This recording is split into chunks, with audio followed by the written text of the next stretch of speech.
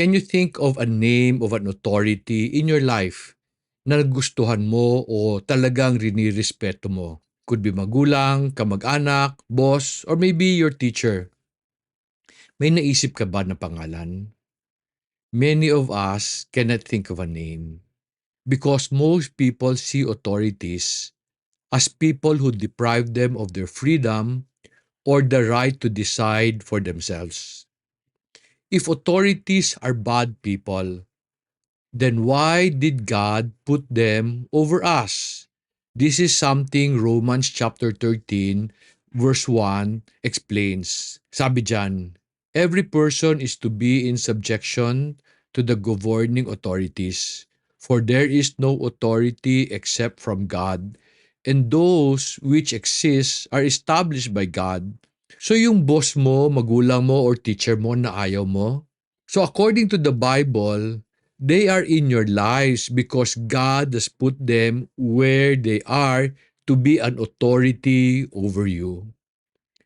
In this lesson, I want to explain bakit importante ang authorities sa buhay natin.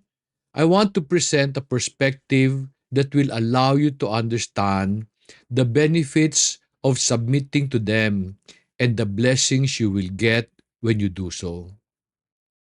When you hear the word authority, what comes to your mind? Most people would think of someone with the power to control, give orders, enforce obedience. Ito din ba ang paniwala mo about authorities? Kanina when I asked you to think of a name of an authority you like, may naisip ka ba? Kung merong pumasok sa utak mo of an authority you really respect, bakit mo sila gusto? Marami ka bang naisip na pangalan? Alam mo, hindi sila marami. Kasi most of us have traumatic experiences with the authorities we have today and even in the past. Some of these not so nice experiences happened with our parents, teachers, bosses, and even government officials. I am learning that some people are going through depression because of cruel authorities in their lives. Hindi ka nakatulog sa pangungulit nila. Na-stress ka sa utos nila.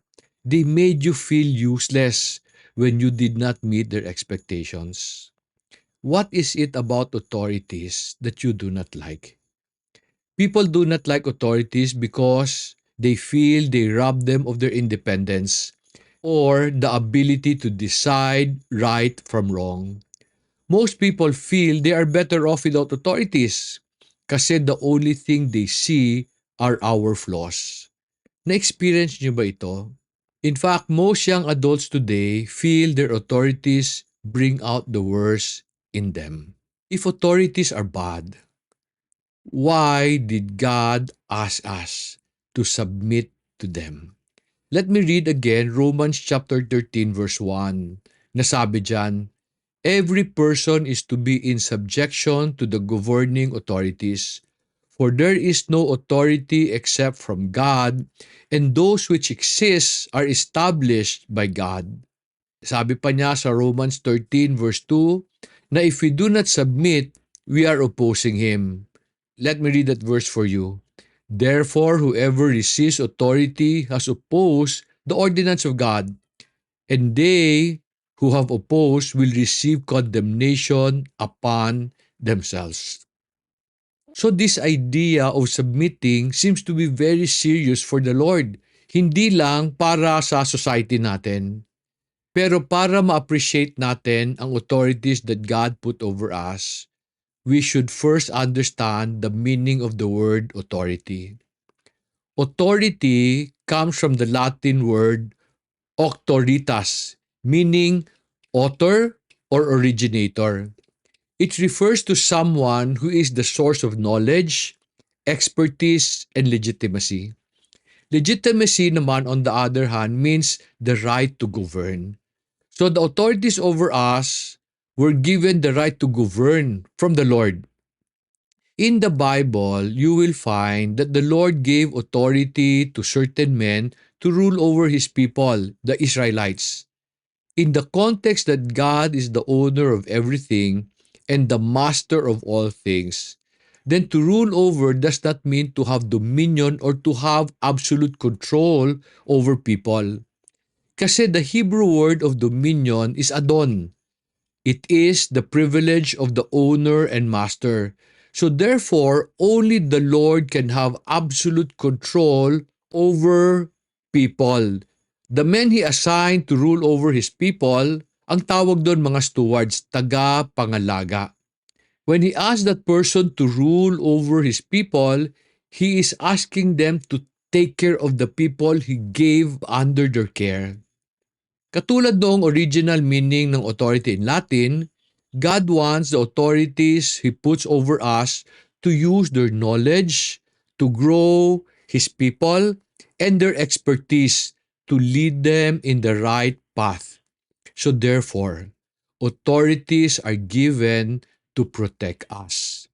The authorities you have in your life, God established them to protect you. However, most authority do not seem to care. Often pa, ang dating nila sa atin is that they're only concerned about protecting their interests, not ours. Pero sabi ko, ang dating sa atin. The reason why we feel this way about them is because when you do not see your authority as a blessing, you will never enjoy your authority as blessings. When you do not accept their authority over you, you will see everything they do in a negative way, in a negative light, and you will reject their counsel. When you reject the counsel of your authority, what will they do? Alam mo na gagawin nila? They will impose their position with force. When you rebel against them, they will use their sword to discipline you. Ito ang sabi ng verse 4 ng Romans chapter 13. And let me read that for you. For it is a minister of God to you for good. But if you do what is evil, meaning you don't obey them or you don't follow them, sabi diyan, be afraid. For it does not bear the sword for nothing. For it is a minister of God, an avenger who will bring wrath on the one who practices evil. Who are these evil people that Romans 13 is talking about? These are the people who rebel against their authorities.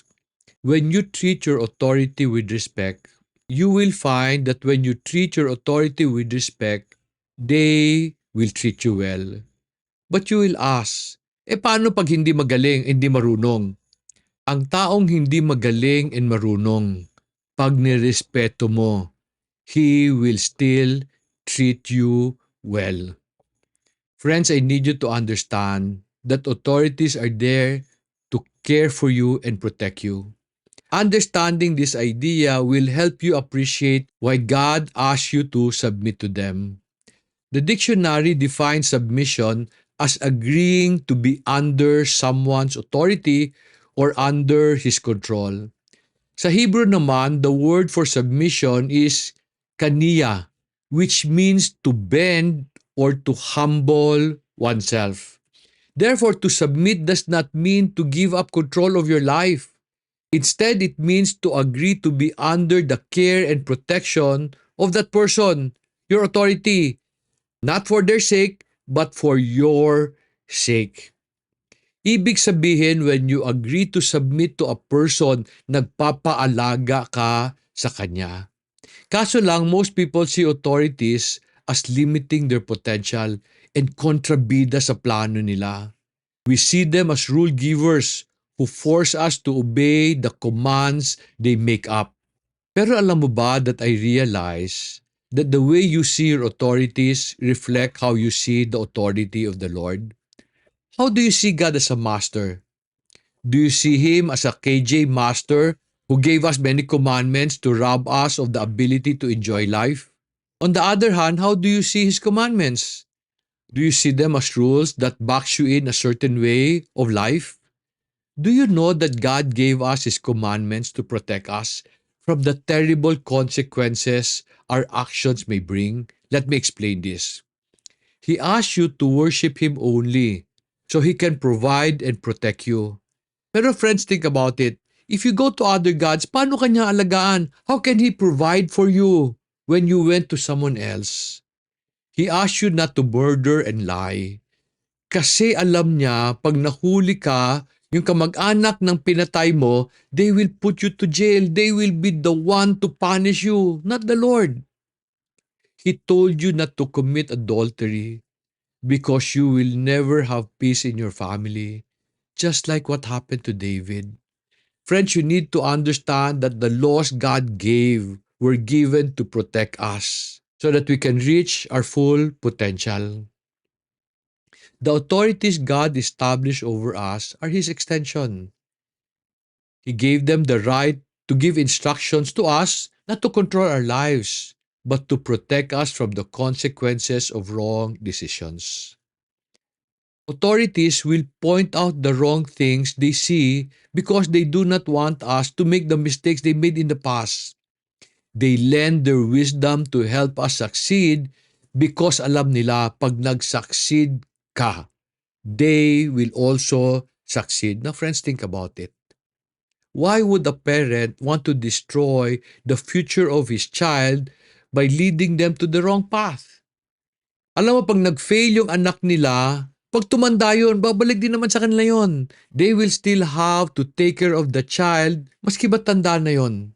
Why would the boss want his people to fail? Pag nag-fail yung tao niya, mag-fail siya. Many of us reject the counsel of our authorities kasi we feel they do not understand our situation. People would even say, iba naman sa panahon nyo, sa panahon namin ngayon. Do you know that I use the same line towards my parents and my bosses when I was younger? Nagbago ba talaga ang panahon? Are the wisdom of the old not applicable today? Friends, basahin natin ng Ecclesiastes chapter 1 verse 9, which reads, "That which has been is that which will be, and that which has been done is that which will be done, so there is nothing new under the sun." The technologies we have today are tools we can use to do things faster, but they will never replace man. They will just allow man to focus on the fundamental things they need to do. Unfortunately, most of our authorities do not know how to communicate because most of them are accidental leaders. Naintindihan ba niyon, accidental leaders? While parents want to have children, parents will also have to become leaders. Akala nila hindi kasama sa responsibility nila, ba't kasama yun sa responsibility nila?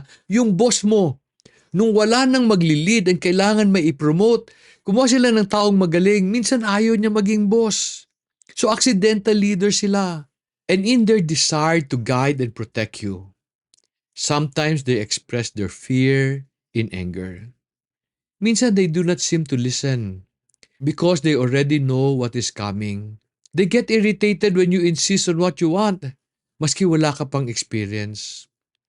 Friends, you need to learn how to use your leaders to your advantage. But in order for you to do this, you must first see them as a blessing. Let me explain what I mean. Years ago, a friend asked my opinion about succession planning kasi meron siyang tinuturo ang kumpanya.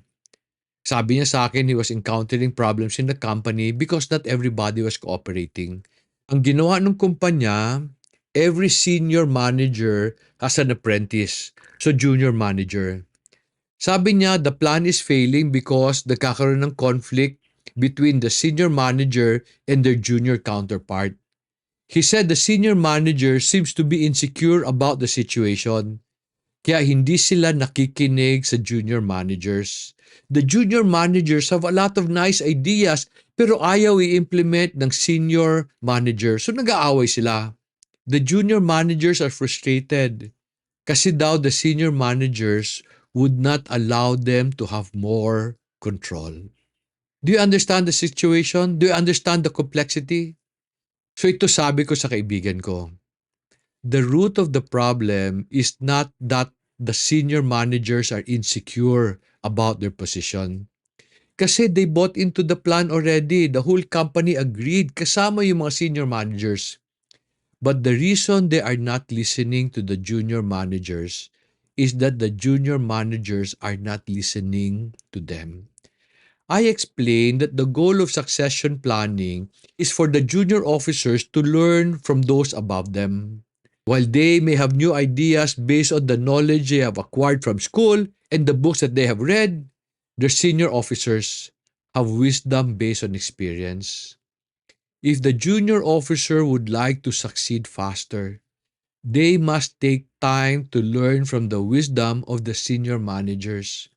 If they are wise, they will humble themselves by not wanting to be in control now so that they can be better when they take over the position of the senior managers. Friends, this is true for our parents and our bosses. If you want to truly succeed in life and get out of depression, you must humble yourself and learn from them because God established them as your authority not to hurt you, but to protect and provide for you. Huwag kang magalit if they insist on their ways. Kasi kaya nila ininsist yun kasi alam nila yung paraan mo ipapahama ka. But then you say, how do they know? Kasi dinaanan na nila yun. I hope this lesson will help you get out of depression. Depression that was brought upon by your anger towards your parents, your boss, your teachers, and your other authorities. Sana nakatulong tong lesson na to sa'yo. And if it has helped you, share this with other people. Tulungan natin sila. Share this with your family or friends who need to hear this message. Friends, salamat sa pagpapakinig. I hope you will watch all the videos under this Overcoming Depression series. May God bless you and prosper you.